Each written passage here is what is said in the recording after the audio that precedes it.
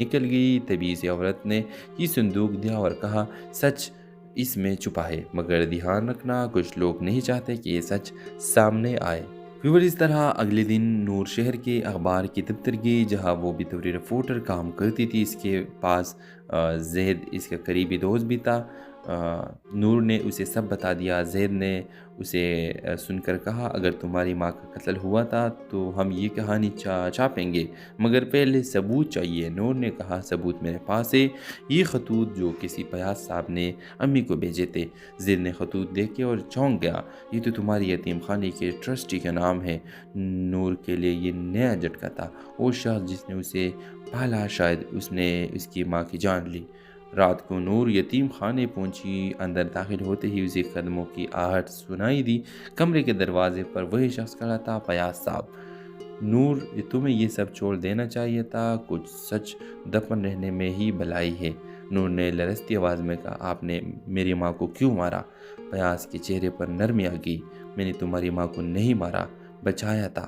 تمہاری والد سیاست میں طاقتور انسان تھے، انہوں نے تمہاری ماں پر جھوٹا الزام لگایا اور میں نے تم دونوں کو چھپا دیا۔ نور کے ہاتھ سے صندوق گرا۔ تو پھر میرا والد؟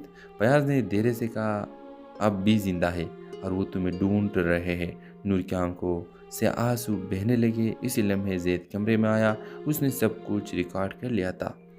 کچھ دن بعد اخبار کے شاہ سرخی تھی، سیاست کے پیچھے چھپا ایک راز، ماں کی قربانی، بیٹی کی جیت۔ نور کے چہروں پر سکون تھا۔ وہ قبرستان میں ماں کی قبر پر پھول رکھتے ہوئے بولی، امی، میں نے آپ کا سایہ واپس پا لیا ہے، اب کوئی اندھیرا نہیں رہے گا۔ ہیلو ویورز، رات کے وقت ہلکی بارش ہو رہی تھی۔ شہر کے ایک پرانے محلے میں بجلی جا چکی تھی۔ اندھیرے میں ایک لڑکی جلدی جلدی دروازہ بند کر رہی تھی۔ نور اس کے چہرے پر خوف تھا، جسے کوئی اس کا پیچھا کر رہا ہو۔ نور کے ہاتھوں میں ایک پرانا صندوق تھا۔ وہ اسے اپنے کمرے میں لے گئی اور تالا لگا دیا۔ صندوق کھولا تو اندر پرانی تصویریں، چند خطوط اور ایک لاکٹ پڑا تھا۔ اس نے آہستہ آہستہ اسے لاکٹ کو کھولا۔ اندر ایک تصویر تھی، ایک عورت اور ایک ننھی بچی کی۔